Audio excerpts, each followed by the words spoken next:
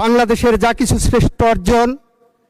তার সব কিছু এসেছে শহীদ রাষ্ট্রপতি জিয়াউর রহমান এবং তার পরিবারের হাত ধরে। আমরা বাংলাদেশের মুক্তিযুদ্ধ এনেছি, আমরা বাংলাদেশের সাংবিধানিক সংশোধনী বহুদলীয় গণতন্ত্র এনেছি, ন্যায় বিচারের পথ উন্মুক্ত করার জন্য আমরা বাংলাদেশের বিচার বিভাগের স্বাধীনতা এনেছি। আমরা ৮২ থেকে ৯০ পর্যন্ত বেগম খালেদা জিয়ার নেতৃত্বে জাফর, জয়নাল, দীপালি সাহা, কাঞ্চন, রাউফুন, বসুনিয়া, শাহজাহান, সিরাজ, জেহাদ, নূর হোসেন, ডাক্তার শামসুল আলম খান মিলনের রক্তের বিনিময়ে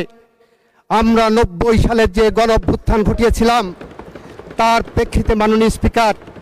৯১ সালে যে পার্লামেন্ট এসেছিল সেই পার্লামেন্টে আমাদের মাননীয় প্রধানমন্ত্রী, আমাদের প্রয়াত নেত্রী বেগম খালেদা জিয়া বাংলাদেশের সংসদীয় গণতন্ত্র এনেছিলেন,